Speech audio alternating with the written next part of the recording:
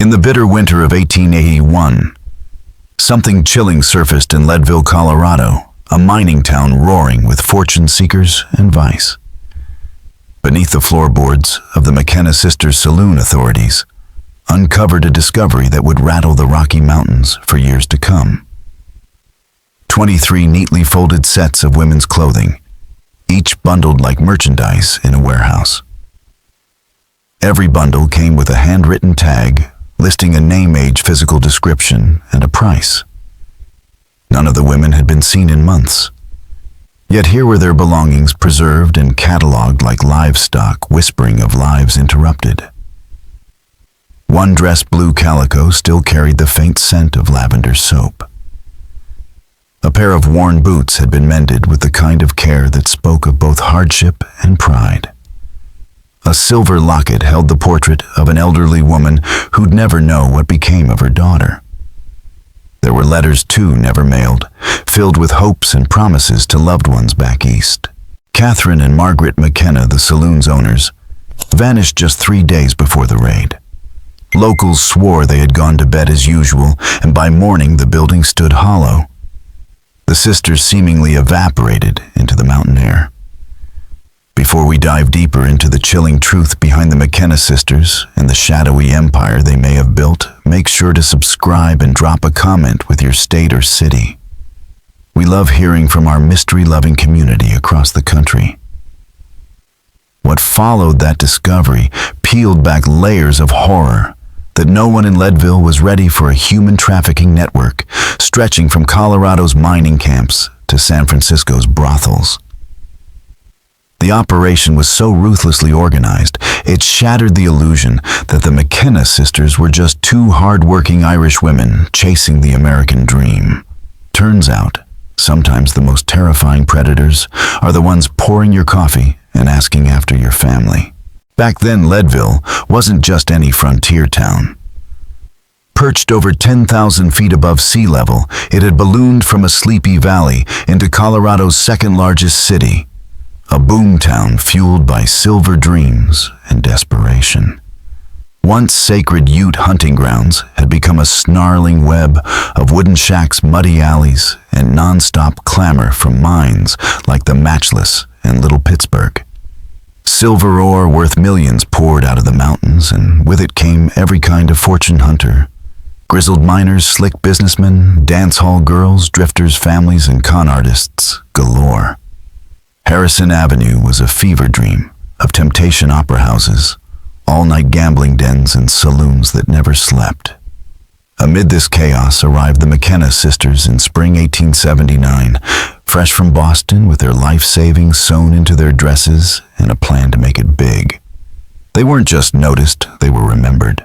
Catherine, tall and striking at 31, had auburn hair that glowed in lamplight and sharp green eyes that read a room like a ledger. She moved with the kind of poised authority that stopped men mid-sentence. With just a few words, she could charm a dusty prospector or impress a big city investor. Margaret, slightly younger, was quieter, but no less capable, managing the saloon's operations with quiet efficiency. Together they seemed like pioneers of a different sort. Respectable, elegant, and unshakably composed in a town that chewed up and spat out even the toughest men. But behind the warm smiles and polished service, something darker simmered, and the truth would prove far more disturbing than anyone could have imagined. Catherine McKenna had a gift that made her unforgettable. She could remember a man's children's names, ask about his sick mother, or bring up a deal he'd mentioned weeks earlier like it had just come up. That kind of memory made people feel seen, even important. Men who'd never felt truly heard in their life found themselves confiding in Catherine, sharing dreams, regrets, secrets, never guessing that every word was being filed away for possible use down the line. Her charm was magnetic, but her intelligence was razor sharp. Her sister Margaret, though quieter, was no less remarkable. At 28, she carried herself with a calm warmth that put people at ease the moment she entered a room. Her soft brown hair was always pinned in a simple bun, and her gentle eyes and soothing voice made even the roughest miners feel like they could breathe easy, if only for a moment. In a town drowning in liquor and lawlessness, Margaret was the rare touch of grace, someone who felt like the future Leadville was hoping to build. While Catherine worked the floor smiling, listening, gathering, Margaret ran the operation with surgical precision. She balanced the books, oversaw supplies, and ensured every inch of the saloon ran like clockwork. But she had another talent, one harder to see. Margaret could sense a person's vulnerabilities almost immediately. She knew who had family back east and who wouldn't be missed if they vanished. She could spot loneliness like others spotted a poker tell. The McKenna Sisters Saloon sat on a prime corner of Harrison Avenue in a sturdy two-story building the sisters claimed they'd bought with years of savings from Boston's textile mills. The structure stood out, timber hauled from Denver glass-paned windows, a rarity in town, and a stone foundation meant to last. Inside the ground floor was a sight to behold, a long mahogany bar imported at great cost, polished pine tables crafted with skill, and a modest stage where traveling musicians played to crowds of mine owners and broke prospectors alike. Framed paintings of Irish countrysides lined the walls, though strangely no one ever heard the sisters speak with Irish accents. Upstairs, the sisters said, were their private quarters, along with rooms they rented to respectable young women, girls new to town down on their luck looking to work and stay safe. They portrayed it as a charitable act, a protective hand in a rough world. The sisters charged low rent, insisted on references, and painted themselves as guardians of virtue in a town where virtue was usually a casualty of survival. What made their saloon different wasn't just the clean glasses or quality whiskey, though those were rare enough. It was their reputation. The McKenna sisters had become known for helping struggling women, offering food shelter, even jobs, learning bookkeeping or bar service.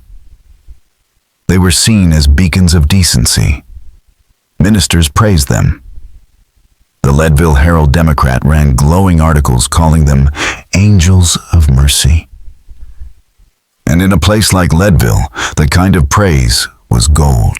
But the first sign that something was wrong didn't come from inside Leadville. It came in the mail, an envelope that arrived at the town marshal's office one freezing November morning in 1880. Water-stained, postmarked from San Francisco, the letter inside was 8 pages of shaky handwriting, filled with desperation and horror. The writer was a young woman named Emma Kowalski. She claimed to have escaped a brothel in the Barbary Coast and was looking for her little sister Anna. Emma's story was raw and heartbreaking. After losing their parents in a tenement fire that leveled their Chicago neighborhood and killed 17 people, Emma and Anna had nothing left. They'd been working in a hat factory scraping by. The fire took not just their family, but their home, their savings, everything. With winter coming, no money and no one left in Chicago, they did what many desperate young people did in those years they went west. They'd heard stories about women finding good work in the mining towns, jobs that didn't involve dance halls or brothels. Cooking, cleaning, maybe bar work in a decent place. When they reached Denver nearly broke and unsure what to do next, they heard about the McKenna sisters. 2 kind women in Leadville said to be generous, even saintly, helping girls get on their feet. It sounded like a miracle. The sisters arrived in Leadville in September 1880 after a 2-day ride crammed into the back of a supply wagon that rattled over the mountains. They were cold, hungry, and tired, but hopeful. Emma's letter said that was the last time she saw her sister. What came next would unravel the McKenna sisters' reputation piece by horrifying piece. They arrived in Leadville, filthy, exhausted, and clutching a single carpet bag, everything they had left after the fire that destroyed their lives in Chicago. Emma remembered the moment like a photograph etched in her mind. The biting cold, the hunger, and the overwhelming relief when Catherine and Margaret McKenna greeted them with warm soup-soft beds and the kind of kindness that felt almost too good to be true. For days, the sisters treated them like honored guests. They fed them the best meals they'd had in months. Real bread, seasoned vegetables, hot roast beef, and offered clean dresses to replace their travel-worn clothes. Catherine spent long hours sitting with them, asking about their lives back in Chicago, their skills, their goals. She painted a hopeful picture of life out west, explaining that respectable work wasn't limited to saloons. There were opportunities in hotels, restaurants, and even private homes. She spoke of a network of associates stretching across Colorado and California, all searching for decent, hard-working young women to fill positions that promised safety and stability. To two orphans who had lost everything, it sounded like salvation. A week later, Margaret prepared what she called a celebratory dinner, a send-off feast before the girls would begin their journey to new jobs in California. There was roast beef, buttery potatoes, vegetables seasoned with rosemary, warm bread, and even a small homemade cake. Emma remembered feeling unusually sleepy partway through the meal, her limbs heavy, her thoughts foggy. Anna was the same. Margaret had smiled and told them to get some early rest. The next day would be the start of their new lives. Emma awoke to terror. She was in a moving wagon, her wrists tied, her head throbbing. The jolts of the road turned her stomach, and her tongue felt thick from whatever had been slipped into their food. Beside her, Anna lay unconscious, her pale face drawn and still. In front sat a stranger, a tall, bearded man with a Spanish accent, chatting casually with someone Emma couldn't see. As she struggled against her restraints, the man laughed and explained they were headed to California. The McKenna sisters had already been paid. They had, he said, with disturbing nonchalance, delivered the merchandise. To him, they were cargo bodies with price tags. That journey stretched on for weeks. From wagon to train to steamship, Emma and Anna were passed like livestock kept under drugged watch whenever they protested or tried to run. Emma's letter described the horror in vivid detail, not just their ordeal, but the realization that they weren't alone. Dozens of other girls were being trafficked along the same route, tricked by smiling faces and false promises from people just like the McKennas. Some had been lured in Kansas, others in New Mexico, some from as far east as Baltimore and Boston. Farm girls, immigrants, factory workers, all desperate, all alone, all easy to disappear, and all headed to the same hell-forced prostitution in the infamous Barbary Coast district of San Francisco, where brothels operated with impunity and human life was measured in whiskey sales and the whims of violent men. Emma endured months in captivity. She witnessed unspeakable things. She heard the screams of girls younger than Anna. She learned to be silent, to observe, to survive. Her escape came by fire, literally, when a blaze broke out in the brothel where she was kept. Amid the chaos of fleeing customers and firefighters, Emma slipped into the night, blending with the smoke and confusion. She survived in shadows for weeks, hiding in alleys, scavenging food, taking odd jobs until she scraped together enough for a train ticket. All the while, Anna haunted her thoughts. Her letter to Marshal William Dugan was a plea not just for justice, but for mercy. For someone to believe her. To stop the McKenna sisters before more girls vanished into the dark. Marshal Dugan had worn a badge for 15 years. He'd seen shootouts in the street, lynchings, drunken riots, and more corruption than he cared to admit. But Emma's letter shook him. Not because of its content, he'd seen cruelty before, but because of who it accused.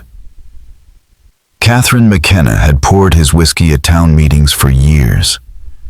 She remembered his drink order, asked after his politics. Margaret had sent his wife soup when she was sick last winter. They'd seemed like paragons of frontier decency, and yet, the letter described their saloon in exacting detail. The The way the light hit the glass over the bar at sunset, the scent of lavender in Catherine's hair. The odd, specific way Margaret hummed to herself when tidying up. These weren't things someone could guess or overhear. Dugan sat with the letter for hours, reading it over and over, watching everything he thought he knew, unravel sentence by sentence. Emma hadn't just written to expose a crime. She had opened a window into something much larger and far more terrifying than he'd ever imagined. And somewhere out there, Anna was still missing. Marshal William Dugan knew he had to tread carefully. If he acted too fast, the McKenna sisters might sense something was wrong, and if they were guilty, they'd disappear before he could even get close. So he started quietly behind closed doors with a task that turned out to be more frustrating and more disturbing than he ever imagined. He began digging through missing persons records from Leadville and nearby mining camps, scanning for any patterns. The problem record-keeping on the frontier was a mess. Reports were often vague, incomplete, or never filed at all. But even with that, what he uncovered made his stomach turn. One by one, the stories started lining up. At least 15 women, all young, all alone or traveling in pairs. All had arrived in the area with little money and few connections. Most had come to Leadville looking for opportunity, some following tragedy. Widows, orphans, runaways. They were last seen near the same place, the McKenna Sisters Saloon. And many had mentioned in passing to friends or in letters that they were hoping the sisters could help them find work. Dugan saw the pattern forming like blood soaking through fabric, slow at first, but undeniable. The disappearances were spaced out across months, and the victims came from different backgrounds, different towns, different circumstances. It was subtle, deliberately so. But once you saw it, you couldn't unsee it. Take Margaret O'Brien. Just 18, fresh off the boat from Ireland with her cousin in March of 1880. While her cousin landed a job at a boarding house, Margaret heard that the McKenna sisters had connections and could help her find work more suited to a girl of refinement. She was seen walking into the saloon one afternoon. She was never seen again. When her cousin inquired, Catherine explained that Margaret had left for Denver to take a position in a wealthy household and had promised to write once she was settled. She never wrote. Then there was Sarah Jenkins, 22, who'd lost her husband in a mining accident near Fairplay while they were en route to California. Broke and alone, she came to Leadville hoping to earn enough to continue west. Witnesses remembered her speaking with Margaret McKenna about employment possibly in San Francisco. She vanished the very night she was supposed to meet someone for that opportunity. Her belongings were gone, but her half-written letter home remained. Same story, different name. Dugan found case after case like this, each woman desperate, each drawn in by the sisters' sterling reputation. Many had left behind personal items or unfinished letters, signs that they hadn't planned to vanish. Some seemed to have expected to return. None did. When he quietly questioned local shopkeepers and business owners, more pieces of the puzzle fell into place. Thomas Brennan, who ran the general store across from the McKenna Saloon, recalled seeing young women arrive with small travel bags, often looking hopeful, nervous. But oddly, he couldn't recall seeing any of those women leave. When he'd asked Catherine once, she told him they often moved on quickly early in the morning to catch a wagon or stagecoach. Sarah Fleming, who ran a boarding house for respectable women, said she'd referred multiple girls to the McKennas. She hadn't meant any harm, just didn't have space or couldn't accept them without references. "I thought those women were angels," she would say years later, tears in her eyes. "I was sending those poor girls straight to hell, and I didn't even know it." Then came the memories from Dr. William Patterson, Leadville's main physician. He recalled being summoned to examine a few of the young women staying with the McKennas, usually for vague ailments, fatigue, dizziness, stomach upset. Nothing serious. But what struck him now was how silent and withdrawn the women had been, barely speaking, never making eye contact. At the time, he chalked it up to embarrassment. Now he wondered if they'd been drugged or threatened. But the real break in the case came from someone Dugan never expected. Dr. Helena Morrison, one of the only female physicians in Colorado. Dr. Morrison had been watching the town closely for months. A graduate of the Women's Medical College of Pennsylvania, she was no stranger to adversity. She had fought tooth and nail to earn her credentials in a field that barely tolerated women. And in Leadville, she had taken it upon herself to quietly document troubling trends, especially the disappearance of vulnerable women. She had noticed strange patterns in patients she was called to examine. She had heard whispered rumors, half-finished stories, and seen fear in the eyes of women who wouldn't or couldn't speak about what they'd endured. And like Dugan, she had started putting the pieces together. Now, with Emma Kowalski's letter in hand and a growing pile of missing person cases that all pointed in the same direction, Marshal Dugan finally had enough to move forward.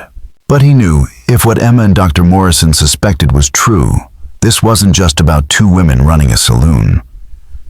This was about a network, a pipeline, a conspiracy that turned hope into bait and dreams into chains. And the McKenna sisters were at the heart of it. Helena Morrison hadn't come to Colorado for fame or fortune. She came because she believed women in frontier towns needed someone who truly understood them. Someone who didn't dismiss their pain, minimize their fears, or treat their suffering as weakness. By early 1880, she had opened a modest medical practice above Murphy's General Store in Leadville, and it didn't take long for word to spread. Women from every corner of the mining camp came to her grateful for a doctor who listened without judgment. She treated everything from the complications of childbirth to bruises hidden under shawls and whispered confessions about violence at home. And all the while she took notes. Careful, private, detailed notes. Her journals, locked tightly in a safe, would later become vital evidence in an investigation that exposed horrors no one in town could have imagined. At first, the troubling cases came one at a time. A few injuries that didn't match the explanations. A couple of young women who vanished after being treated for exhaustion or illness. But as the months passed, the pattern sharpened. It wasn't just bad luck or the chaos of frontier life. Something else was happening. Something calculated. The turning point came in October 1880 when a young woman named Clara Hoffman stumbled into her office. Clara could barely stay on her feet. Her eyes were dilated, her speech slurred, and she spoke with the foggy confusion of someone waking from a nightmare. Her memory was fractured, her thoughts tangled. She looked like someone recovering from a powerful drug, likely opium or laudanum. But Clara swore she hadn't taken anything beyond a beer. And she hadn't had that beer just anywhere. It had been at the McKenna sisters' saloon. Dr. Morrison listened carefully as Clara tried to piece together what had happened. She'd arrived from Kansas 3 weeks earlier, hoping to find work after her family lost their farm to drought and debt.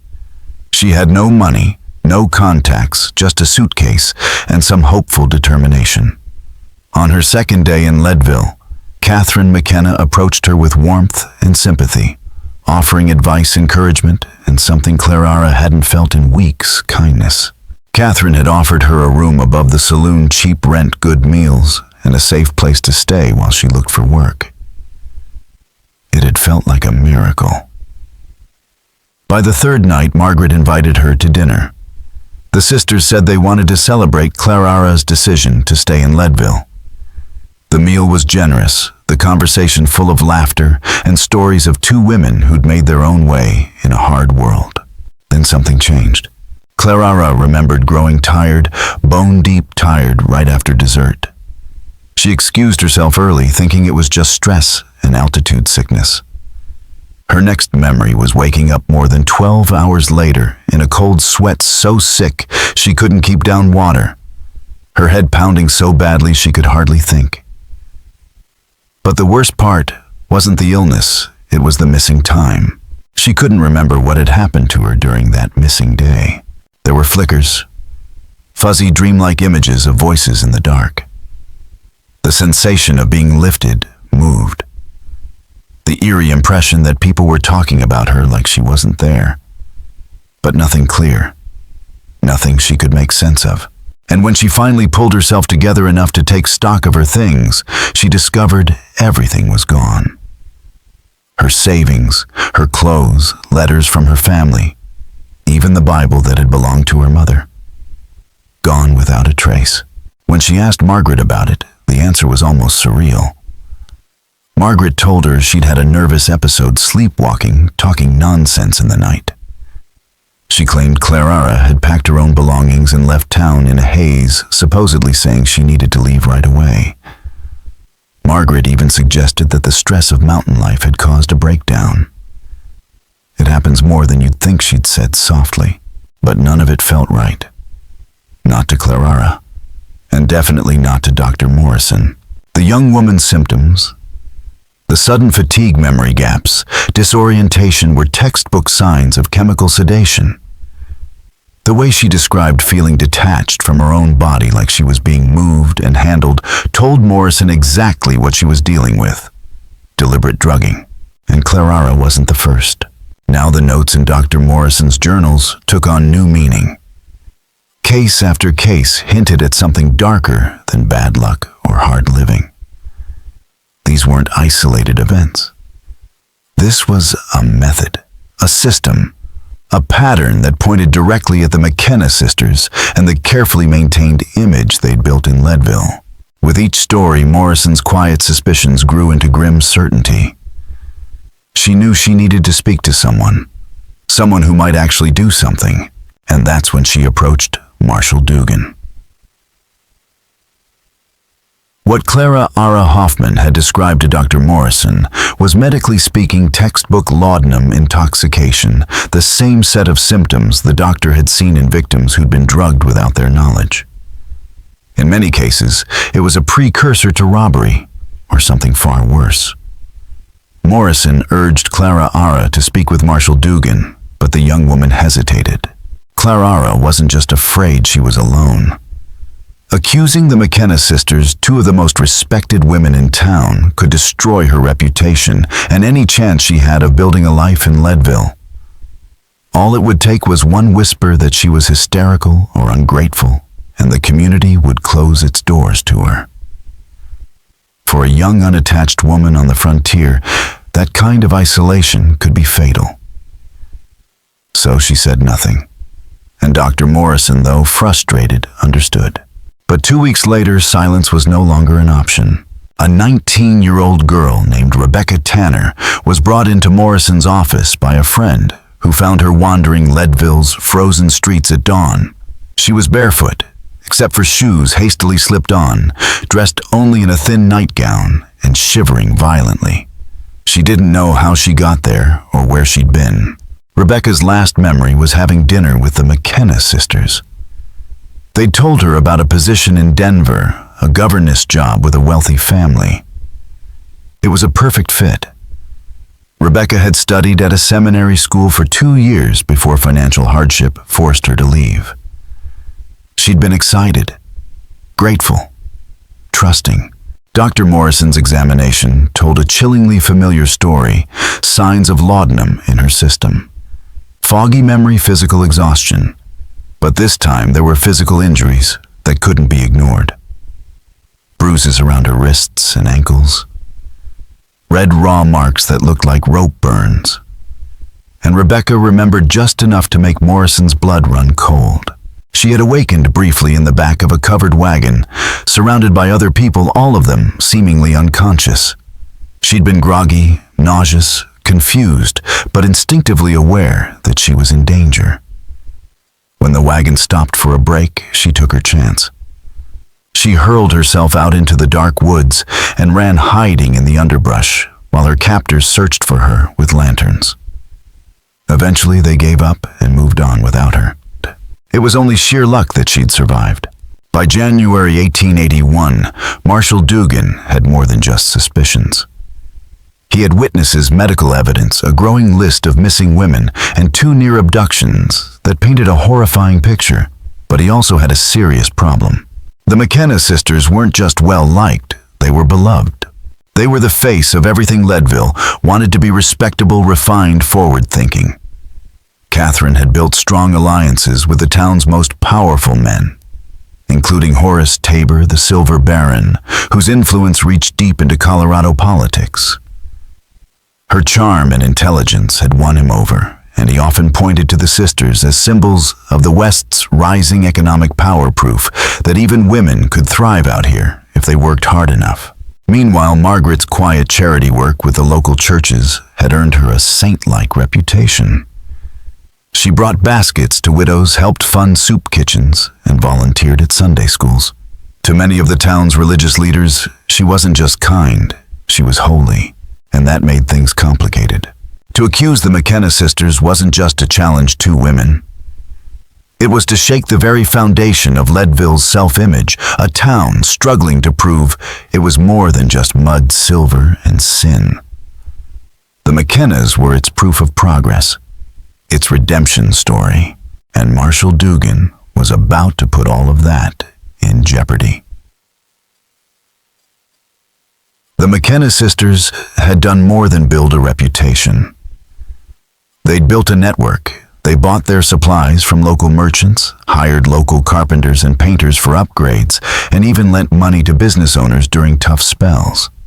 Their saloon brought in tax revenue and provided jobs in a town constantly teetering between boom and bust. On paper, they were pillars of the community, and that made Marshall Dugan's job nearly impossible. He knew that unless he had overwhelming, airtight evidence, any move against the sisters would be seen as a smear campaign. People would whisper that he was just another man threatened by successful women, that he was targeting them out of jealousy. He could already hear the voices. Influential businessmen, preachers, even the mayor saying things like, "Where's your proof?" or "You wouldn't be doing this if they were men." And they'd be right about one thing: the bar was higher. When it came to accusing people like the McKennas, their connections ran deep.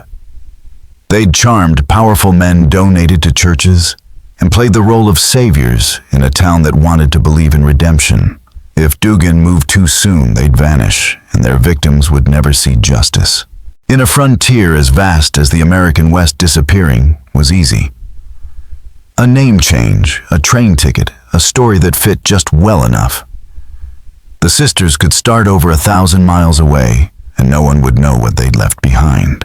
He needed to catch them in the act, and that meant waiting, watching, planning, all the while knowing that every day he hesitated could mean more women lost. Then, when he least expected it, the breakthrough arrived, not from a deputy or a doctor or a witness, but from someone no one imagined they'd ever see again. Anna Kowalski, Emma's sister. The girl everyone assumed was either dead or lost in the nightmare world of San Francisco's Barbary Coast. But she hadn't died. She had survived, and she was coming back for revenge. Anna's escape was the kind of story that scars a person forever. She had spent months imprisoned in a 3-story brothel in one of the most lawless districts in America. Nearly 40 women were held there, beaten, drugged, and emotionally broken, trapped under a system of debt bondage so manipulative it seemed engineered to erase their sense of hope. Every meal, every shift, every breath was calculated into a fictional ledger of what they owed. The debt never went down. The escape, they were told, was impossible. But fate gave Anna a crack of light, a police raid, one of San Francisco's occasional public relations stunts to show they were tough on vice. The goal wasn't to rescue victims, it was to arrest Johns and make headlines. But amidst the chaos, as cops shoved customers into wagons and looked the other way on the women Anna ran, she slipped out the back window, into the fog, into the maze of alleys and side streets, into the unknown. Getting back to Colorado took months. She worked in the shadows, sweeping bar floors, washing dishes, mopping offices, anything for cash under the table. She wore men's clothes to avoid attention, slept in shelters when she could, abandon train depots when she couldn't. She ate what she could afford and never stayed in one place long. What got her through was purpose, not hope. Hope had died back in that room on the second floor the day her childhood ended. By the time she walked into Leadville in February 1881, she was nearly unrecognizable. Gone was the sweet, wide-eyed girl who had traveled west dreaming of a new life. In her place stood a woman with hollow eyes, a clenched jaw, and a fire inside her that could burn down mountains. The townspeople were shocked to see her alive, but even more stunned by what she had come to say. Unlike Emma, who had fled east to start over and try to forget, Anna had chosen something different. She had come back to finish it, to name names, to give faces to the monsters, and to drag the McKenna sisters into the daylight, no matter the cost. Anna Kowalski's return didn't just bring answers. It blew the case wide open. Her testimony gave Marshal Dugan a level of detail that far surpassed anything he had previously uncovered. She described the trafficking network with chilling precision routes, faces, tactics, and names. Victims weren't just snatched randomly. They were systematically moved from Leadville to Denver, then Salt Lake City, and finally San Francisco, along carefully planned trails that deliberately avoided law enforcement hotspots. If trouble appeared, there were safe houses to duck into. If someone asked questions, there were corrupt officials and bribed deputies paid to look the other way. Anna spoke of legitimate businesses, stagecoach companies, boarding houses, freight handlers that doubled as fronts for the operation. And she explained the communication system, a network of coded letters and messengers that kept every piece of the machine moving across hundreds of miles with terrifying efficiency. Most horrifying of all, she told Dugan what no one else could, that the McKenna sisters documented everything. Every woman they trafficked had a file. Names, physical descriptions, ages, prices paid, even personal histories carefully logged and stored in a locked cabinet in Margaret McKenna's private room. Alongside those records were belongings, trinkets, jewelry letters, tokens taken from victims like trophies on a hunter's shelf. It wasn't just criminal, it was methodical, calculated, and deeply dehumanizing. These women had been reduced to line items on an accounting ledger. Anna also described what happened after the women disappeared. It didn't end with abduction, it began there. Once victims arrived at their destination, they were subjected to psychological torture designed to destroy any sense of self or hope. They were told their families had been notified of their death in some fabricated accident. That law enforcement believed they were criminals, that no one would come looking for them. Resistance was met with calculated violence, not the kind that left visible scars, but the kind that broke a person from the inside out. Some were beaten where bruises wouldn't show. Others were forced to watch as fellow captives were punished. Some were threatened with harm to family members back home. And through it all, they were told, "This is your life now. Accept it." The sophistication of the operation was staggering far beyond what anyone thought possible in 1881. The McKenna sisters were just one link in a long, cold chain that stretched from rural farms to booming cities, feeding the endless demand for women in towns where men outnumbered them 10-1. Anna's return created a powder keg in Leadville. She wasn't content with legal justice. She wanted confrontation. She believed that dragging the sisters into the public square, stripping away their mask in front of the whole town, was the only way to truly destroy them. Quiet court proceedings, she feared, would be swayed by wealth influence and the goodwill the sisters had spent years cultivating. She wanted revenge, and she wanted it loud. Marshal Dugan, though, saw the danger. Anna was walking a tightrope between survival and self-destruction.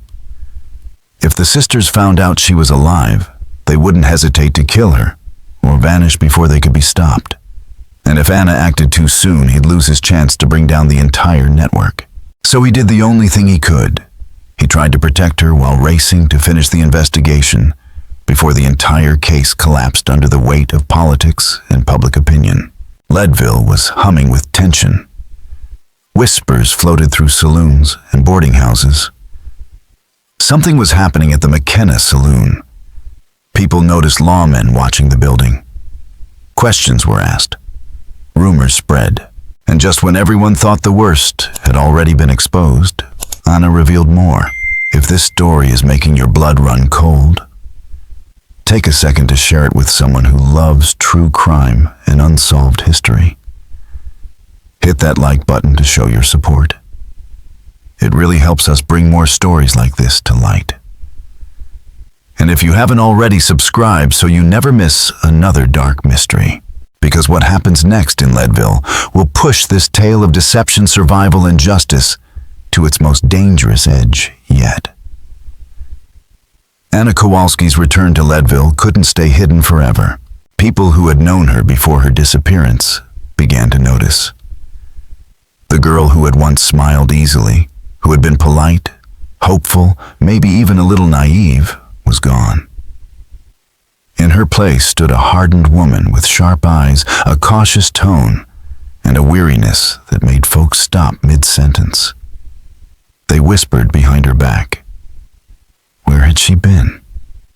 What had happened to her? The answers hung in the air like storm clouds, and the McKenna sisters could feel it too. Something had shifted. Catherine, once the social darling of Leadville, always poised, always present, began to pull back. She turned down invitations. She stopped chatting with customers the way she used to. Her once calculated warmth had cooled into cautious silence. And Margaret, already the more anxious of the two, was beginning to crack. Patrons noticed her hands trembled when she poured drinks. She paced behind the bar like a trapped animal. And the women working under them whispered that the sisters had become controlling, paranoid, even threatening. It was clear they knew the walls were closing in. Then, on a bitterly cold night in March 1881, everything came to a head. Despite Marshal Dugan's orders and his attempts to keep her under protective watch, Anna made her move. She had spent weeks watching the saloon from a distance, studying the sisters' every move. And then she saw it, another girl. 17 maybe, newly arrived. Thin, wide-eyed, carrying a small bundle of belongings, and the unmistakable look Anna remembered from her own past, hope, fear, exhaustion, and that flicker of trust just waiting to be betrayed. Anna saw Catherine greet her just as she once had: warm smile, soft words, gentle reassurances about finding work and safety.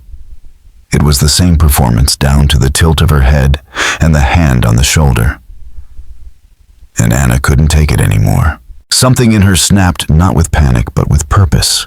That night, Anna walked into the McKenna Saloon, carrying 2 things: a Derringer pistol she'd bought in Denver and a worn leather satchel filled with evidence letters, photographs, records, and testimonies from victims across the trafficking route. Her plan was simple and bold: confront the sisters publicly, force the truth into the open, and make sure the town could no longer pretend ignorance. She didn't want revenge. She wanted exposure, shame, a reckoning. But what Anna didn't know was that the McKenna sisters had been waiting for this. They'd seen the signs. They had noticed lawmen asking questions and former workers whispering behind closed doors. And they were already preparing to vanish before authorities could act. The night Anna stepped through the doors, they were ready. The saloon was quiet at first. Anna walked to the bar and asked calmly to speak with both sisters. Catherine recognized her instantly. The changes were undeniable. Anna's hollow eyes, the scars, the set of her jaw, but the resemblance was still there. And Catherine, ever the actress, didn't flinch. She nodded politely and agreed to talk. But as she turned to lead Anna to the back, she gave a subtle signal to Margaret, who slipped away through a side door, vanishing into the snow to alert their handlers, the men who had helped them operate transport in silence. Inside, Catherine led Anna to a private table near the rear of the saloon. The tension was electric. Anna sat straight-backed, her pistol hidden beneath her coat, her satchel resting on her lap. Catherine remained composed, but her eyes were scanning the room, calculating exits, counting witnesses. And what followed would be talked about in hushed tones for generations. Because that night truth and survival collided in the heart of Leadville, and neither side intended to walk away quietly. Within minutes of Anna's arrival, 3 armed men took positions throughout the saloon. Men Anna recognized immediately. Transporters, enforcers, the same brutes who had once dragged her across the West like freight, the same cold-eyed guards who'd watched over her and dozens of others in filthy brothels and holding houses. They were here now, silent, alert, and ready for violence. But Anna was ready too. Standing in the center of the McKenna saloon, surrounded by startled patrons and dim oil lanterns, swaying in the cold March wind. She began to speak not with fear, but with fury sharpened into clarity. Her voice cut through the low chatter and clinking glasses like a knife. She named names, dates, towns, routes. She described the trafficking network with such precision that even the toughest men in the room began to shift in their seats. She spoke of the girls who never made it out of San Francisco, the ones who died of disease, who were beaten until they broke, or who simply vanished when they were no longer profitable. She described what had been done to her. She spoke for those who no longer could. And then she turned to Catherine and Margaret McKenna and did what no one in Leadville had ever dared. She demanded answers. How could they smile while planning destruction? How could they speak of charity while selling lives like barrels of flour? How could they call it business when it was built on broken bodies and stolen futures? What disturbed Anna most, more than the bruises, the chains, the lost years, was the kindness, the fake comfort. The way they'd made her feel safe before they turned her world into a prison. That betrayal, she said, was the cruelest part of all. And then Catherine McKenna spoke. Her answer wasn't denial. It wasn't guilt. It was cold, confident calculation, the voice of someone who had lived too long without consequences. She admitted it all with an unsettling calm, even complimented Anna's strength for surviving and returning. This was never personal, she said. It was business. The West needs women, and we moved them where they were needed. Supply and demand. She spoke of victims the way a cattle broker might discuss livestock, young women reduced to inventory. Her tone was detached, practical, almost proud. Every soul they trafficked had been an opportunity, not a tragedy. Then the door slammed open. Marshal Dugan and his deputies stormed in. They had been watching the saloon all evening, suspecting that Anna would confront the sisters, but unsure how far things might go. When they saw the armed men slipping into place, Dugan made the call. Contain the threat, but let the truth come to light. What followed was pure chaos. Gunfire erupted. Glass shattered. Patrons screamed and dove for cover behind tables and whiskey barrels. In the opening seconds of the shootout, 2 of the McKenna's men were killed, cut down as they reached for their weapons. One bullet slammed into Anna's shoulder, knocking her backward and sending her evidence-stuffed satchel sliding across the floor. Deputy James Crawford, stationed at the rear exit, took out the shooter before he could fire again. In the confusion, smoke shouting, bodies falling, Margaret McKenna reached for something under the bar. A deputy saw the movement, the flash of metal, and fired. The shot hit her in the chest. She died instantly. Later, they would learn she had been reaching for a cabinet key, the one that unlocked the records room where the sisters kept their files on every girl they'd ever trafficked. But in that moment it didn't matter. It was too late. And as the saloon floor filled with blood and broken glass, Catherine McKenna vanished. She slipped out the back during the gunfight, disappearing into the maze of alleys behind Harrison Avenue. Lawmen chased her into the night. Deputies canvassed every boarding house, barn, and freight yard in town. For days, the search consumed Leadville. But she was gone. Gone without a trace. She had prepared for this. Escape money stashed. Routes mapped. Safe houses waiting.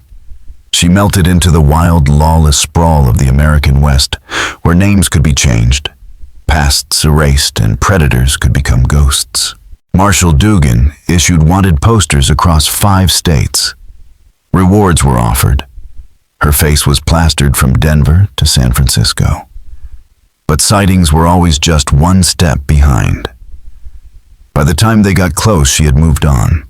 The truth was out. The records were recovered. The network's foundation had been shattered. But the queen at the center of the operation had escaped. And in the cold silence that followed the shootout, as Anna was carried out on a stretcher, still alive, still conscious, Leadville was forever changed. Catherine McKenna was never seen again. Some swore they spotted her in Denver. Others claimed sightings in Salt Lake City. But nothing was ever confirmed. She vanished into the vast, untamed reaches of the American West like so many outlaws before her, a ghost with blood on her hands and secrets buried in silence.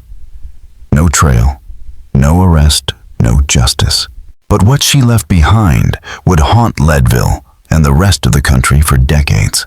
When Marshall Dugan and his deputies conducted a full search of the McKenna saloon, they uncovered evidence that exceeded even their darkest suspicions. Hidden beneath floorboards and behind false walls were more than just personal effects and clothing. There were ledgers, maps, letters, and contracts, a full archive of an operation that was more organized, more profitable, and more monstrous than anyone could have imagined. The records told the story in black ink and cold numbers. At least 47 women trafficked over just 2 years. Profits totaling more than $15,000, a staggering sum in 1881, enough to rival the earnings of some of Leadville's wealthiest mining ventures. Payments to corrupt officials, transportation costs, bribes, recovery fees for lost or damaged cargo. It was all there written out with the kind of bureaucratic detachment found in any legitimate business. But what chilled investigators the most weren't the numbers. It was the photographs. Found in Margaret McKenna's private quarters tucked into a locked drawer were dozens of images, young women photographed in varying states of unconsciousness and distress. Some had been drugged. Others bore the marks of restraint.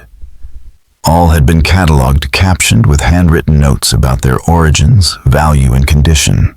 The photos served no logistical purpose. They were trophies. Proof, perhaps, that for Margaret this wasn't just about profit. It was about power control and a perverse sense of ownership over the lives she had destroyed. It revealed a cruelty that went far beyond business. It was personal. It was sadistic. The aftermath of the McKenna case sent shockwaves across Leadville and the entire Colorado Territory. The town was forced to reckon with an ugly truth that the women they had praised, trusted, even admired, had built their empire on slavery and suffering. That evil hadn't come wearing a mask. It had smiled across bar counters, donated to churches, asked about sick children. Communities across the West began to look inward. People started to ask how many other respectable businesses were hiding monsters behind their ledgers and lace curtains. Federal authorities stepped in. The documents uncovered in Leadville led to a sweeping investigation that stretched across 6 states and territories. Arrests followed in Denver, Salt Lake City, San Francisco, and beyond. Safe houses were raided. Bribed officials were exposed. And one by one, pieces of the trafficking network that had operated in the shadows were dismantled. The McKenna case didn't just reveal the existence of organized crime in the frontier, it redefined it. This wasn't the random violence of saloon brawls and stagecoach robberies. This was systemic, professional, hidden beneath the surface of polite society and powered by greed, silence, and complicity. As for Anna Kowalski, she survived her gunshot wound, but the scars, both physical and emotional, never truly healed. The confrontation had brought her a measure of closure. But it had cost her too. Her body bore the pain, and her mind carried the weight of every scream she'd heard, every woman she couldn't save. She never returned to her old life because it no longer existed. Instead, she became a voice one of the first public advocates in the West, speaking out against human trafficking. She testified before territorial lawmakers and eventually before federal committees urging new laws, harsher punishments, and protections for the forgotten victims of frontier crime. Her courage laid the groundwork for some of the earliest anti-trafficking legislation in U.S. history. Anna never called herself a hero, but those who knew her story would never forget what she did. And Leadville, once a city of silver, sin, and shadows, would never be the same. Anna Kowalski's testimony didn't just expose a criminal empire, it changed the law. Her willingness to speak despite the deep stigma surrounding sexual violence at the time helped pave the way for new legislation. Penalties for kidnapping were strengthened. Cross-state cooperation between law enforcement agencies was expanded. And for the first time, the voices of trafficking survivors began to be heard not as shameful whispers, but as evidence. Anna's courage inspired others. Survivors who had suffered in silence began to step forward, emboldened by her example. She proved that the truth, when spoken boldly enough, could shake the foundations of even the most respectable facades. Dr. Helena Morrison, too, became a key figure in this fight. Her medical records, meticulously detailed and scientifically sound, provided the hard evidence needed to convict men who would have otherwise walked free. Her testimony lent credibility to victims the courts might have dismissed. She didn't just treat wounds, she validated experiences, helping turn pain into justice. Dr. Morrison remained in Leadville, continuing her practice and becoming a regional advocate for women's health care and safety. She trained other physicians to recognize signs of abuse and trafficking. She worked alongside law enforcement to create procedures for investigating violence against women long before such concepts were formally recognized. Marshal William Dugan was promoted to U.S. Marshal, dedicating the rest of his career to chasing down the fragments of the trafficking network the McKenna sisters had helped build. He pursued leads across the West for years, always one step behind Catherine McKenna, whose trail faded into the shadows. Some said she escaped to Mexico. Others placed her in new towns under false names. But no arrest was ever made. She had vanished, a phantom of her own design, carrying with her the last untold pieces of the truth. The impact of the McKenna case echoed far beyond Leadville. Churches began organizing safe lodgings for female travelers. Lawmen updated their methods for handling missing persons. And slowly, the West began to realize that its reputation for freedom and opportunity had also made it fertile ground for predators cloaked in respectability. The McKenna sisters succeeded for so long, not because they were criminal masterminds, but because they understood one terrifying truth. Evil doesn't always come with a knife in the dark. Sometimes it greets you with a smile, a warm meal, and a promise to help. They used the very things people trusted: community kindness and charity as weapons. And that, more than anything, is what makes their story unforgettable. So what do you think? Do you believe everything was uncovered? Or are there still secrets buried beneath those cold Colorado mountains? Leave your thoughts in the comments. If this story gave you chills like the video, subscribe and turn on notifications to never miss more true crime and horror stories from history. And most of all, share this video with someone who thinks they know the truth about the Old West. We'll see you in the next mystery. Thank you all very much for watching my video until the end. I sincerely appreciate it, and I look forward to seeing you in the next video.